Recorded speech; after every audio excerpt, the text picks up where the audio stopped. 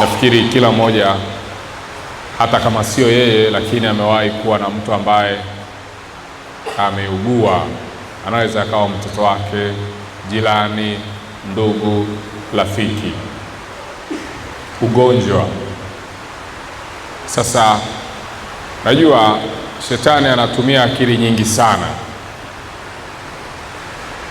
na unaweza usielewe kama ni yeye na ukahisi kwamba ni masuala ya kawaida tu au ni hali ya kawaida tu, lakini kumbe akawa ameweka mkono wake. Tumeona kwamba kuna watu walikuwa na uwezo mkubwa sana, lakini ugonjwa ulipotokea kwenye maisha yao, ule uwezo wao waliokuwa nao ukawa umeisha. Kuna watu walikuwa wamepata mitaji mikubwa sana ya kibiashara, lakini walipopata ugonjwa au walipopata mgonjwa miongoni mwa familia, ule ugonjwa ukatafuna kile kipato chote walichokuwa wamejikusanyia. Ugonjwa unaua malengo. Ugonjwa unakula faida. Ugonjwa unakatisha tamaa. Ugonjwa unachelewesha. Ugonjwa unadumaza. Ugonjwa unafirisi. Ugonjwa. Kwa hiyo leo tutaangalia ugonjwa kama mbinu ambayo anaitumia shetani kutafuna kipato cha familia au kipato cha mtu binafsi au kipato cha ukoo mzima. Kwa hiyo tutautazama huo ugonjwa kama silaha ambayo anaitumia shetani kuharibu malengo ya watu, ndoto za watu, mipango ya watu, na hata kile ambacho mtu anakuwa amejiwekea kwenye maisha yake kwamba baada ya muda fulani niwe nimefika mahali fulani. Lakini ugonjwa unapofika unayeyusha kila mpango aliokuwa nao huyu mtu, na anajikuta anaanza upya tena. Kwa hiyo leo tutakaa kwenye hicho kipengele na tutatazama kwa undani.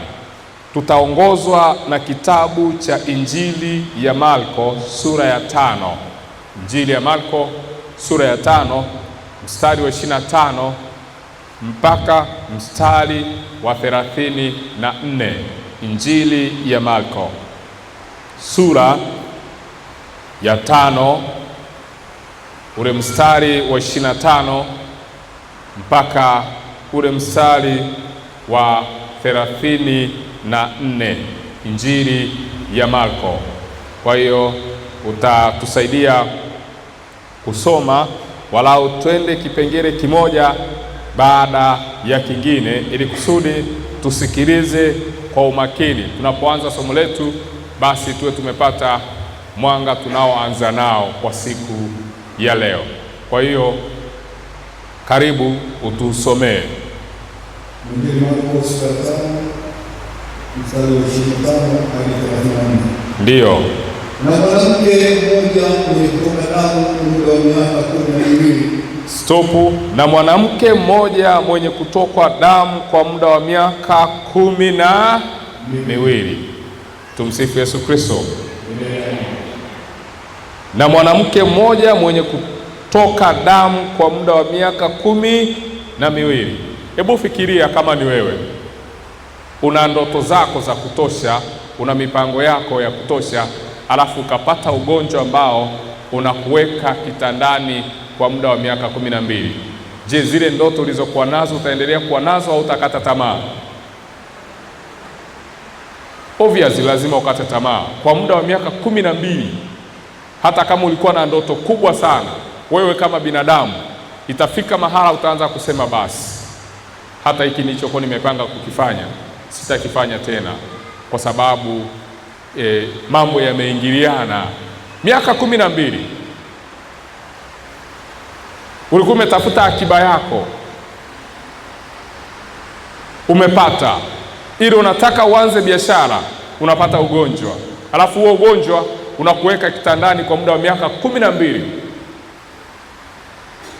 Utajikuta umetafuna kile kiasi ulichokuwa umekitafuta kama mtaji wa biashara, kinaisha na unaingia kwenye madeni. Hebu endelea. Na kuteswa mengi mengi kwa mikono ya matabibu wengi. Amegharamiwa vitu vyote alivyonavyo. Vitu vyote, amegharamia vitu vyote alivyo navyo. Yaani huyu mama kama ni ingekuwa sasa hivi, alikuwa ameenda kwa madaktari ambao ni madaktari bingwa, ma speciality, wale wanaoaminika. Labda kama alikuwa anaumwa kansa, ameenda kwa madaktari wote wa magonjwa ya kansa, amewafikia wote, ameuza kila alichonacho, ameenda lakini bado hajapona. Hebu soma. Usifai hata kidogo. Bali hali yake ilizidi kuwa mbaya. Aliposikia habari za Yesu, alipita katika mkutano kwa nyuma. Akaligusa vazi lake. Maana alisimama. Ndio. Nikayagusa mavazi yake tu. Nikapona. Ndio. Mara chemchemi ya damu yake ikakauka. Naye akafahamu mwilini wake kwamba amepona msiba ule. Hebu sema msiba ule. Msiba ule. Kwa hiyo huyu mama, huu ugonjwa haukubaki tu kuwa ugonjwa, uligeuka kuwa msiba kwenye maisha yake. Endelea. Mara Yesu akifahamu nafsini mwake kwamba nguvu zimetoka, akageuka kati ya mkutano akasema, ni nani aliyenigusa mavazi yangu? Wanafunzi wake wakamwambia, je, waona makutano wanavyosonga nawe wasema, ni nani aliyekugusa? Akatazama pande zote ili amwone yule aliyetenda neno hilo, na yule mwanamke akaingiwa na hofu na kutetemeka, akijua iliyompata. Akaja akamwangukia, akamweleza kweli yote. Akamwambia, binti, imani yako ilikuponya, enenda zako kwa amani, uwe mzima, usiwe na msiba wako tena. Tumsifu Yesu Kristo. Yesu anamwambia uwe mzima, usiwe na msiba wako tena. Uwe mzima, usiwe na msiba wako tena.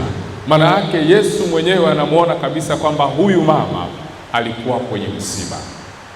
Msiba gani? Msiba wa magonjwa. Unajua, ngoja niwaambie, kuna ugonjwa unaweza ukaletwa kwenye familia na lengo la ule ugonjwa likawa moja tu, kutafuna kipato cha familia au kipato cha huyu mtu ambaye anaumwa huyo ugonjwa.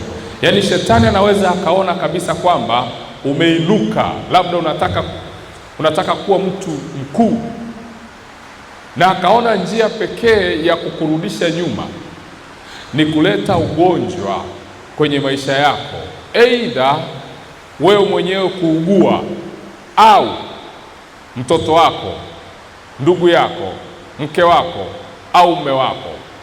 Kwa nini? Anajua akileta ugonjwa kwenye familia, pesa unayoitegemea kama faida kwenye biashara au kama mshahara, ile pesa haitafanya jambo lolote zaidi ya kwenda kuhudumia ule ugonjwa ambao uko kwenye ile familia. Na ni watu wachache sana huwa wanagundua mapema na kuanza kusali na kumwomba Mungu kwamba au kumuuliza Mungu kwamba, Mungu, naomba uniambie, huu ugonjwa ni tatizo la kisayansi nimelipata au ni shetani ameleta ugonjwa wake kwenye hii familia ili kunirudisha nyuma?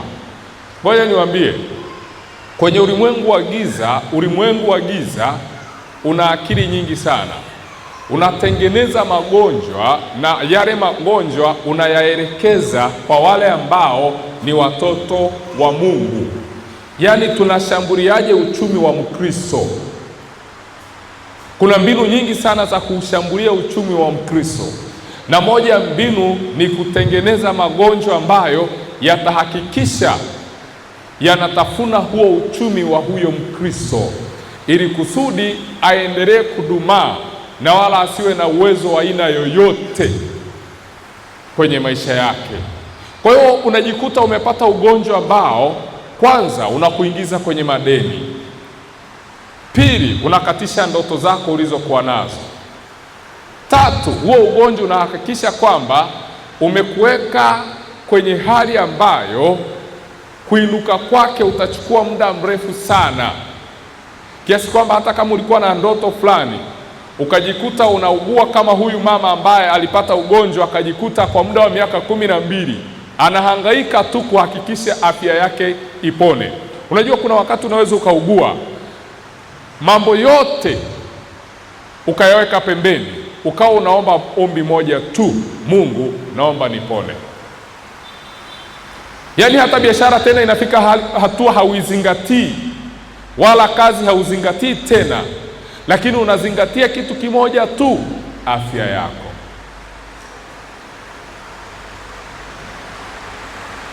Kumbe ni ulimwengu wa giza umetengeneza ugonjwa, alafu huo ugonjwa umekuja umeupachika, labda ni kwako au kwa mke wako au kwa mtoto wako. Unahakikisha huo ugonjwa unaletwa kwa yule mtu ambaye hauwezi ukakwepa kumhudumia. Umeletwa ugonjwa kwa mtoto wako, huwezi ukakimbia ukamwacha mtoto wako eti unakatalia tu pesa. Utaingiwa na huruma tu kwamba huyu ni mtoto wangu, utaingiwa na huruma, utaingia mfukoni, utagaramika. Umeletewa ugonjwa kwa mke wako ndani, unaishi naye, ndo anakupikia, anakufulia, anakusaidia kwa mambo mengine. Hauwezi ukamwacha ukasema bana, ngoja niendelee mambo yangu. Utaingia mfukoni. Mume wako hawezi akaugua hapo kwa muda mrefu na teseka, na unaona kabisa kwamba huu ugonjwa nikimpeleka hospitali fulani atatibiwa, alafu ukasema basi kwa kudura za Mungu atapona. Mpaka uzame mfukoni. Au unaletewa ugonjwa kwa mzazi wako, na wakati wewe muda huo una ndoto kwamba Mungu, baba au mama aliponitoa ni mbali sana, natamani kwamba ifike mahala nitengeneze fadhila kwake. Kwa hiyo huyo mzazi anapougua, kabla hata hujatimiza ile nadhiri yako, unajikuta sasa na wewe unamwomba Mungu, Mungu usimchukue mama yangu au baba yangu kabla sijamfanyia kile nilichodhamiria kumfanyia kwenye maisha yake. Ghafla ameletewa ugonjwa, kwa hiyo inabidi uingie mfukoni. Kuingia mfukoni, shida zinaanzia hapo. Na angalia, kuna baadhi ya watu leo wako kwenye madeni au wamepata madeni yasiyolipika kwa sababu ya ugonjwa, na kabla ya hapo hawakuwa hata na madeni, lakini shetani akatumia mbinu kwamba tukihakikisha huyu mtu, tukimpelekea huyu mtu ugonjwa, moja kwa moja atakopa, na atakapokopa tu, huu ndio utakuwa mwanzo wa anguko lake. Unajikuta umekopa, labda wewe ni mfanyabiashara umekopa, au wewe ni mfanyakazi umekopa.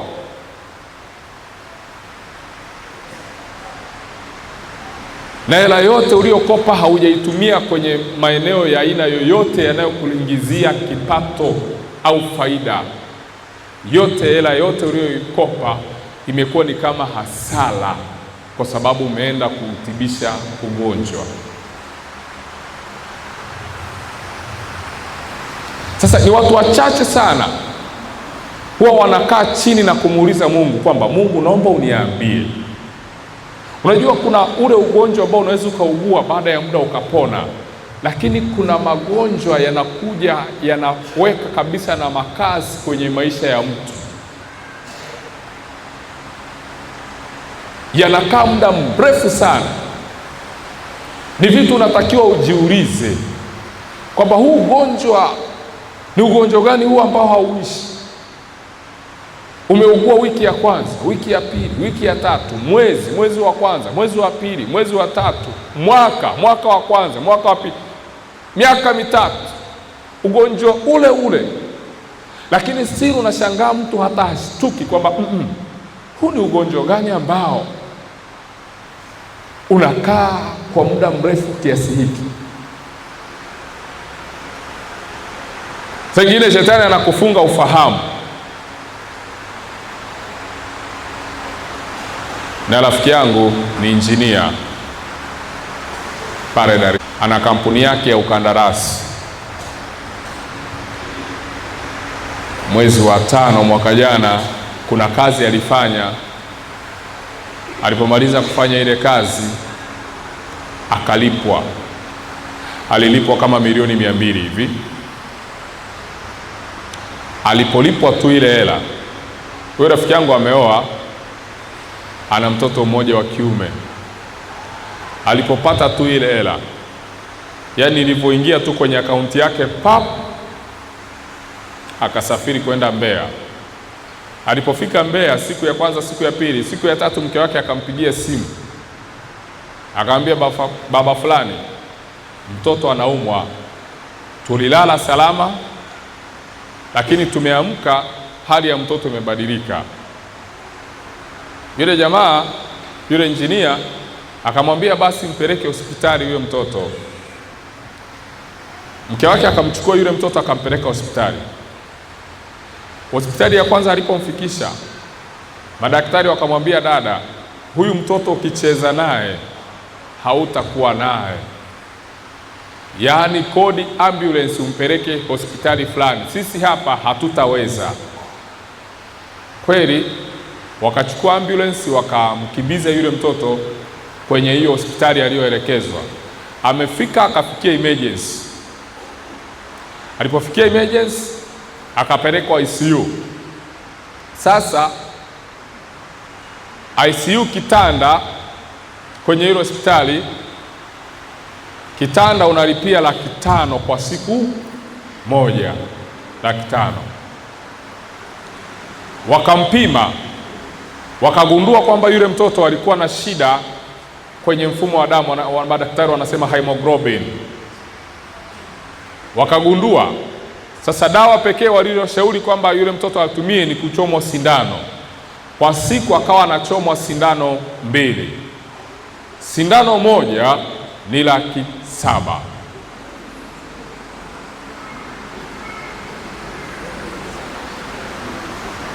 Kwa siku anachomwa sindano ngapi? 2. Kwa sindano peke yake akawa anatumia kwa siku moja milioni 1,400,000.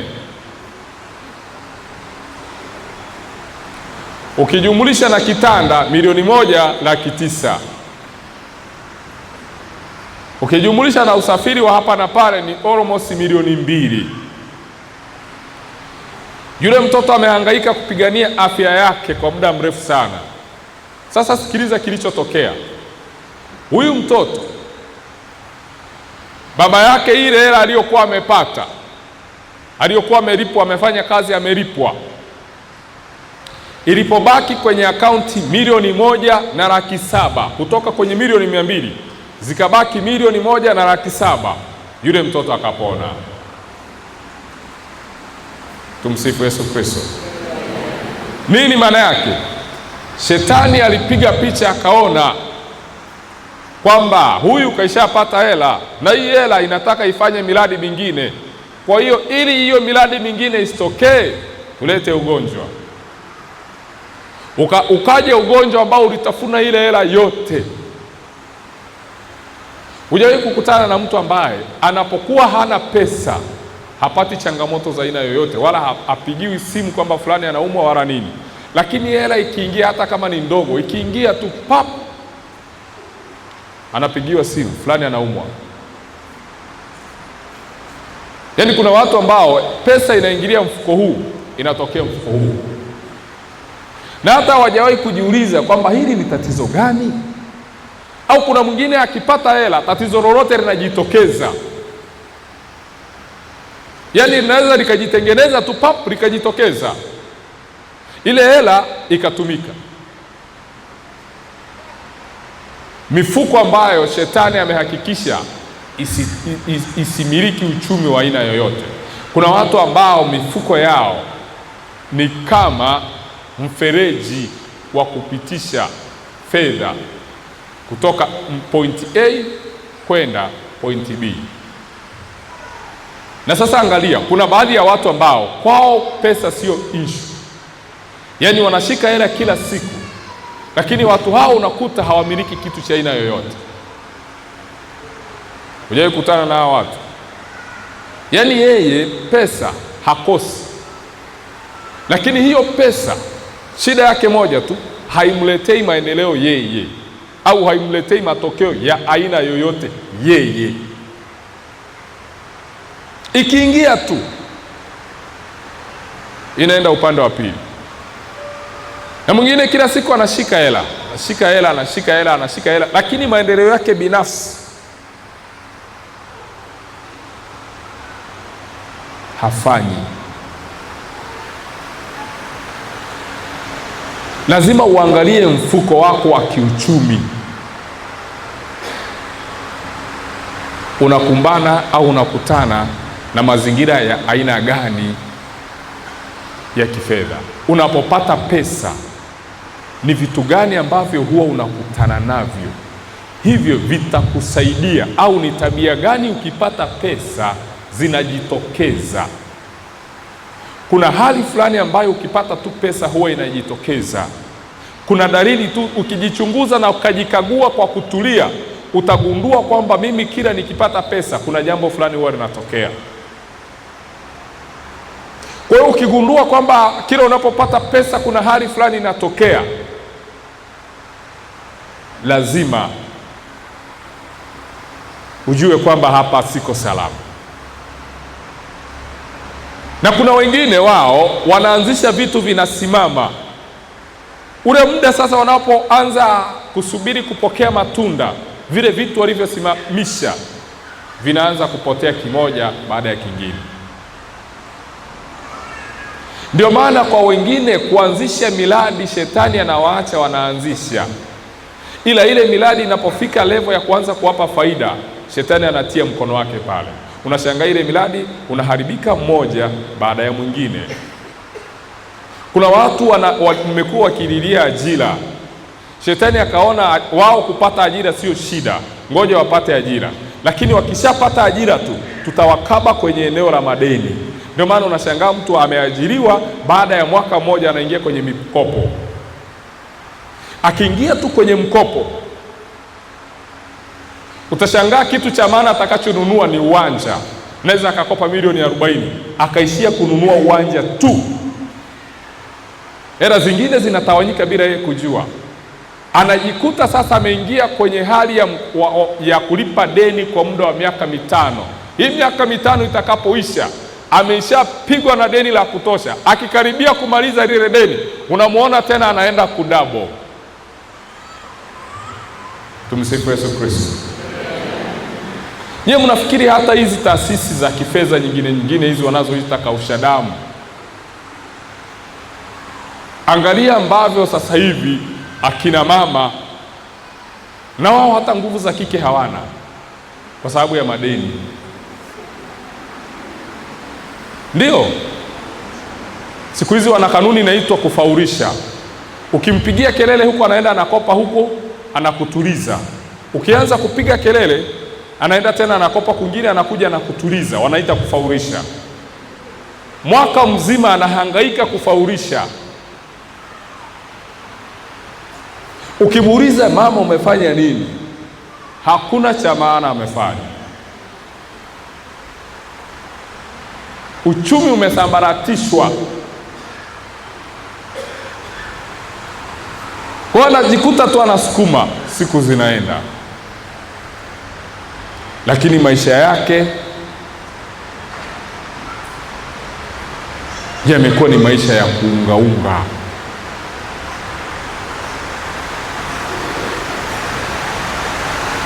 Yamekuwa ni maisha ya kuungaunga. Na ni watu wachache sana huwa wanakumbuka kuombea uchumi wao. Ni watu wachache sana wanakumbuka kuombea vyanzo vyao vya mapato. Ni watu wachache sana wanakumbuka kuombea ofisi wanazofanya kazi. Ni watu wachache sana wanakumbuka kuombea maeneo ya biashara wanayofanyia kazi, maeneo ya biashara yao. Niliwahi kukutana na kaka mmoja, alikuwa anafanya kazi TRA. Yule kaka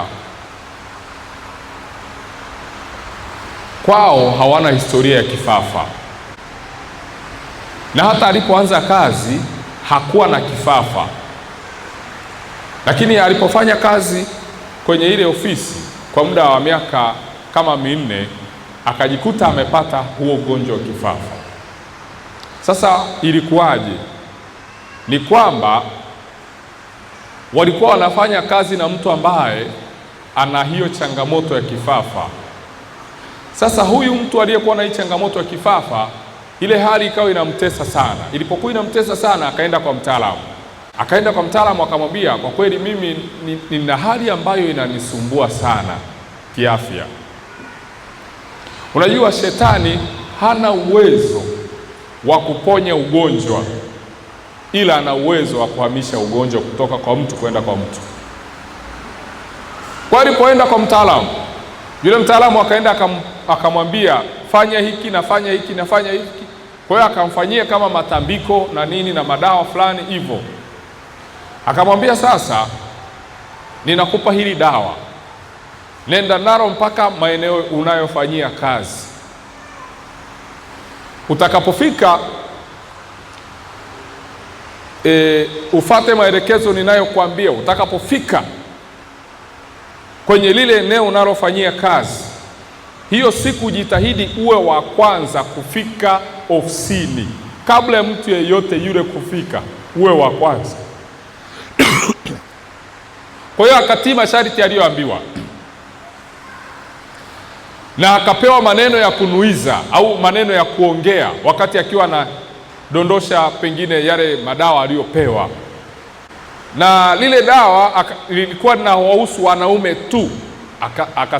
Huyu jamaa sasa aliyekuwa anaumwa kifafa, alipofika kwenye lile eneo la kazi, akanyunyiza lile dawa, akasema, mwanaume yeyote atakayekuwa wa kwanza kufika hapa ofisini aondoke na huu ugonjwa wangu wote nilio nao. Kwa hiyo mwanamke angefika sio shida, tumsifu Yesu Kristo. Lakini mwanaume aliyekuwa wa kwanza kufika baada ya yule jamaa, ndo akajikuta anachukua ile hali aliyokuwa nayo huyu. Kwa hiyo imejikuta kwenye hii hali baada ya muda fulani. Kwa hiyo ndo maana siku moja tukiwa tunasali mbele ya Yesu Ekaristi, ndo akajikuta yuko kwenye hayo mahangaiko. Ndio maana nakwambia, sehemu inayokupatia kipato iombee sana. Tumsifu Yesu Kristo. Ombea sana chanzo chako cha kipato.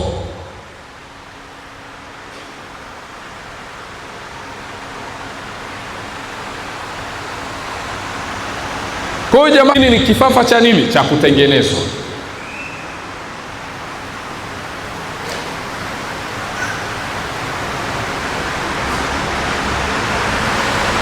Na angalia, alikuwa na kampuni yake. Alipopata huu ugonjwa wa kifafa, akajikuta anatumia hela nyingi sana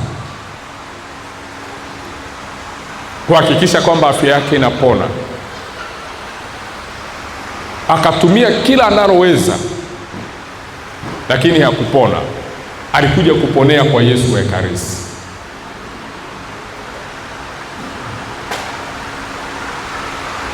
Kwa hiyo magonjwa mnayoyaona kwenye familia zenu, msiyachukulie poa. Mengine lengo lake yamekuja kutafuna vipato vya familia zenu. Ngoja niwaambie ambacho wengi labda hamjakigundua. Siku hizi akina mama au watoto wa kike wamekuwa na changamoto inayoitwa fibroid, ugonjwa wa fibroid. Na ule ni ugonjwa wa kutengenezwa, na shetani akitaka usiwe na uzao, anakutengenezea ule ugonjwa. Ukienda kupima, anakwambia ili uwe mzima, toa hiki kizazi.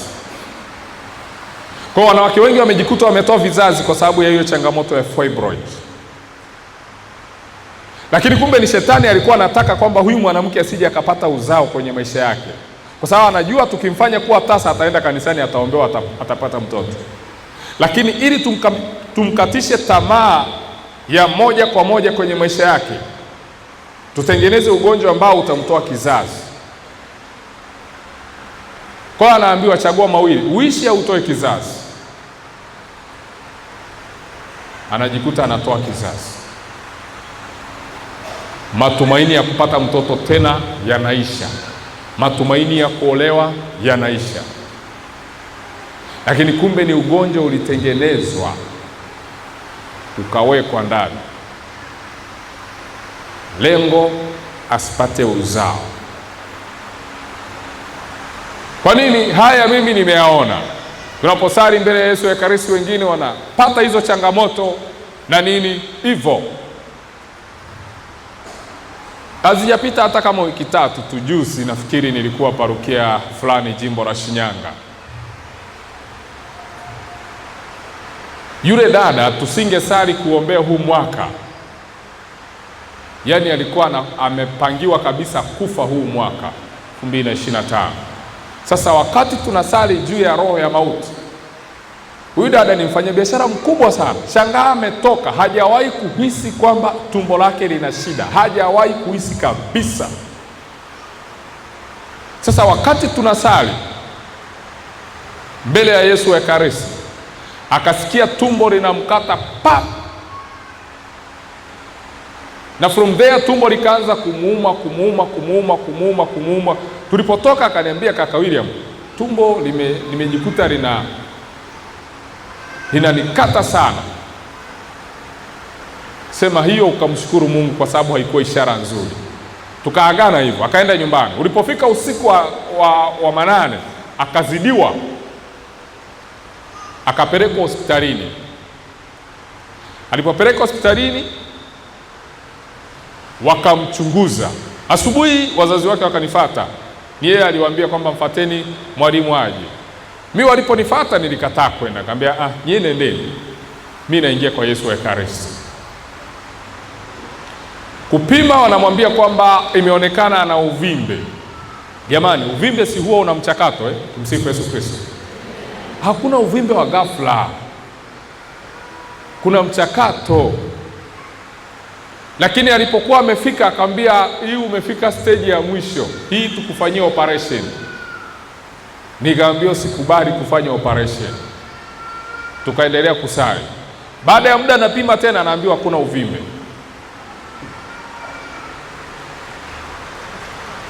Kwa hiyo magonjwa mengine ni magonjwa ya kiroho.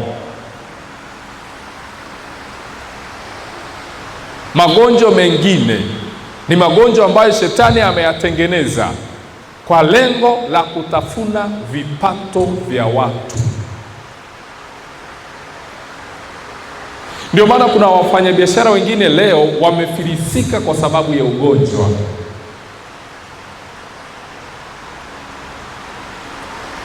Kuna wafanyakazi wengine leo wameshindwa kupata kazi nzuri kwa sababu ya ugonjwa.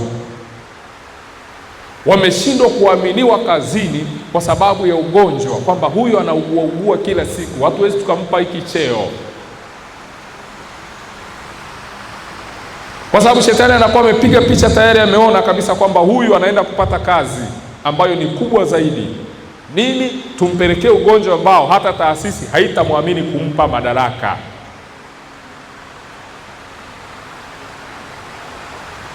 Kwa hiyo unajikuta tu umekosa ile position uliyotakiwa kuipata.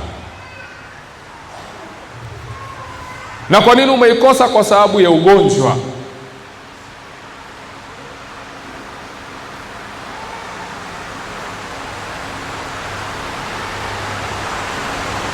Ugonjwa umetafuna vipato vya watu wengi sana, ambao leo walitakiwa kuwa kwenye hali kubwa ya kiuchumi, leo ni umaskini. Kwa nini? Walipokaribia kuinuka, ugonjwa ukaletwa ukawanyamazisha, wakarudi kuanza upya. Kuna baadhi ya familia ambazo huwa zina mzunguko wa ugonjwa. Baba akiugua, akipona mama anaugua. Mama akiugua akapona, mtoto anaugua. Mtoto akipona, baba tena anaugua. Yaani kuna circulation ya ugonjwa mwaka mzima. Unakuta pesa zenu au pesa za familia ni kwa ajili ya kutibu tu ugonjwa. Unapoona hiyo hali, shtuka. Kuna milango ya magonjwa imefunguliwa kwenye baadhi ya familia, na hiyo milango ambayo imefunguliwa na hiyo mwovu inatafuna vipato vya familia, vipato vya familia, vipato vya familia. Kuna watu wamekimbia familia, wamekimbiwa kwa sababu ya ugonjwa. Sasa angalia, ni watu wachache sana. Wengi wao wanakazania tu, Mungu nisaidie nipone, nisaidie nipone. Utaponaje kama haujajua chanzo? Bado shetani anaweza akarudi kuja kukutesa. Pamoja na kuambiwa na daktari kwamba changamoto ya ugonjwa wako au chanzo cha ugonjwa wako ni hiki, lakini lazima pia ujitahidi kufahamu vyanzo vya magonjwa unaougua kiroho. Hivyo vyanzo vinatoka wapi?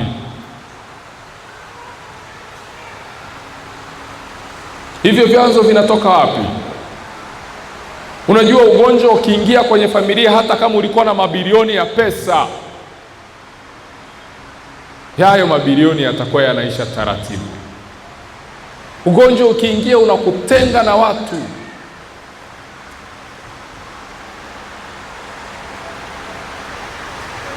Unakuondolea wasaidizi.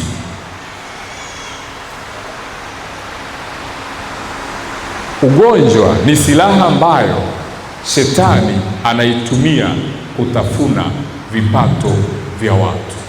Ni silaha ambayo inatumiwa na washirikina kutafuna vipato vya watu. Ni silaha inayotumiwa na kuzimu kutafuna vipato vya watoto wa Mungu. Ndio maana unatakiwa kuwa makini sana. Unapoona aina yoyote ya ugonjwa imeingia kwenye familia yako, usinyamaze. Na ikiwezekana kabisa ugonjwa ambao umekaa kwenye familia yako kwa muda mrefu sana, utolee sadaka, umuulize Mungu kwamba hii sadaka naitoa kwa ajili ya kuuliza chanzo cha huu ugonjwa kinatoka wapi. Kwa sababu kuna watu wanaenda huko kwa waganga, wanachinja masadaka, wanatoa ili upate tu ugonjwa utakao kuweka ndani kwa muda mrefu, utakao kusababisha usiinuke, utakao kusababisha usipate faida. Ndio maana kuna watu ambao wao wanapofanya biashara kupata faida kwao sio tatizo, lakini kila wanapopata faida ugonjwa unakuja unakula zile faida walizopata. Umemwomba Mungu, amekupa faida, unafanya biashara kweli, faida unaiona, lakini shetani anatafuta mlango mwingine wa ugonjwa, kwamba hii faida anayoipata kwenye hii biashara tupeleke ugonjwa, afu ugonjwa ule hii utafune hii faida.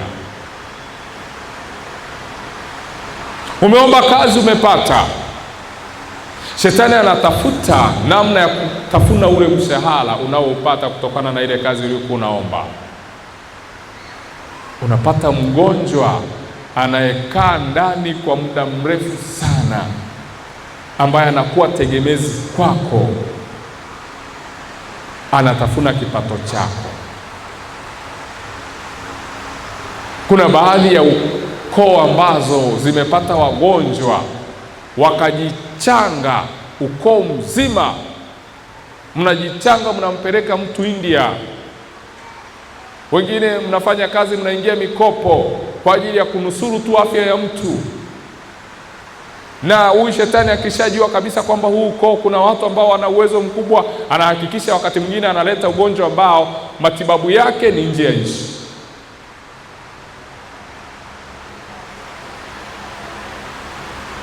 Kwa hiyo mnajikuta mgonjwa anatakiwa akatibiwa South Africa au Ujerumani au Uingereza au India. Kwa hiyo mnaingia kukabana. Kumbuka, pesa ya ugonjwa huwa hairudi. Unapotoa pesa kwa ajili ya kutibisha ugonjwa, huo sio mkopo, haumkopeshi mtu. Hiyo imeenda hivyo. Ni muhimu sana kumwomba Mungu afunge milango ya magonjwa iliyofunguliwa na shetani kwenye maisha yako. Huyu mama tuliyemsoma hapa, kwa muda wa miaka 12 alikuwa anateseka, amepita kwenye mikono ya madaktari wengi, lakini hakupona. Kwa nini? Huu ugonjwa ulikuwa ni ugonjwa wa shetani. Ndio maana Yesu anamwambia, inuka uwe mzima tena, usiwe na msiba tena. Shetani alimletea huyu mama ugonjwa ambao ulimweka kitandani au ulimweka kwenye mahangaiko kwa muda wa miaka 12, anatokwa na damu mfululizo. Angalia, huyu mama aliuza kila kitu alichokuwa nacho kwa ajili ya kupigania afya yake, lakini pamoja na kuuza kila kitu alichokuwa nacho bado hakupona. Pamoja na kuambiwa kwamba kuna madaktari ambao ni maspecialist wanaoweza kumponya au kuleta tiba mbadala, haikuwezekana. Biblia pengine haijaweka wazi. Inawezekana kabisa huyu mama kwa mazingira yake, inawezekana alitafuta hata tiba mbadala, inawezekana kabisa hata alienda kwa waganga wa kienyeji huko kutafuta tu ili apone, lakini bado hakupona. Kwa nini? Ulikuwa umepelekwa ugonjwa wa kuhakikisha kwamba huyu mama hatakuwa na uchumi unaosimama kwenye maisha yake, mpaka alipojua kwamba sehemu pekee ya kuponea ni kwa Mungu, akamkimbilia Yesu.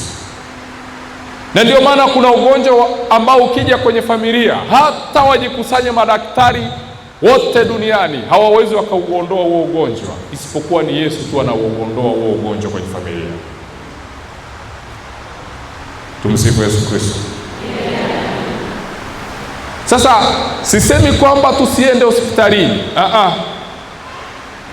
sisemi kwamba tusiwaamini madaktari, pamoja unapokuwa na hizo harakati za kuhakikisha kwamba unapigania afya yako, lakini pambana, unapokuwa unapambana kimwili kuiokoa hiyo afya yako, pambana pia kiroho kujua chanzo au mashambulizi ya huo ugonjwa yanatoka wapi.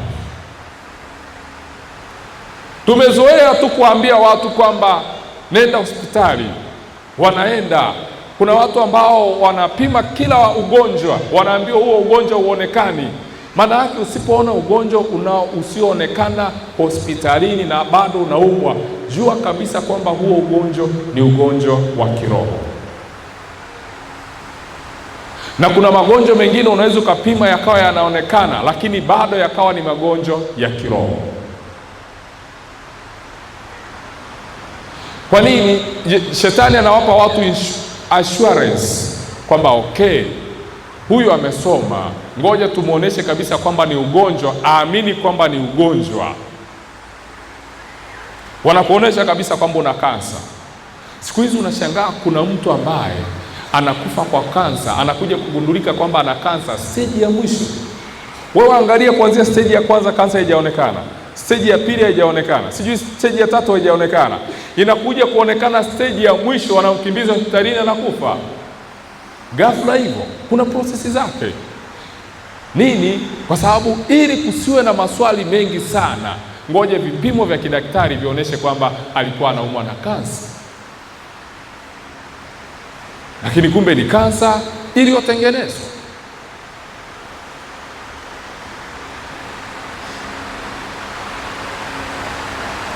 Kuna magonjwa yanatengenezwa kwenye ulimwengu wa giza,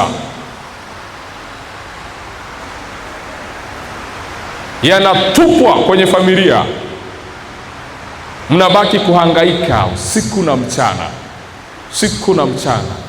Kumbe huo ugonjwa umekuja uwarudishe nyuma kiuchumi, uwafarakanishe, uwatenganishe, na ufanye kila unachoweza kuwafanya, na ikiwezekana huo ugonjwa waache ukiwa maskini.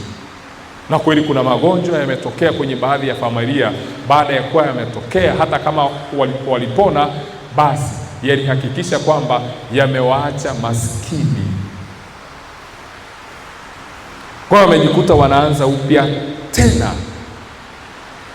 Na kumbuka, unapokuwa unauguza au unapokuwa unaumwa, kumbuka umri wako hausimami, unaenda.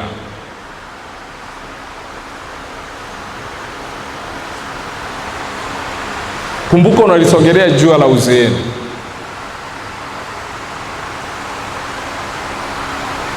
Hauwezi ukasema naumwa, ngoja nisimamishe umri wangu ili nikipona umri wangu uanze kusoma kama kawaida.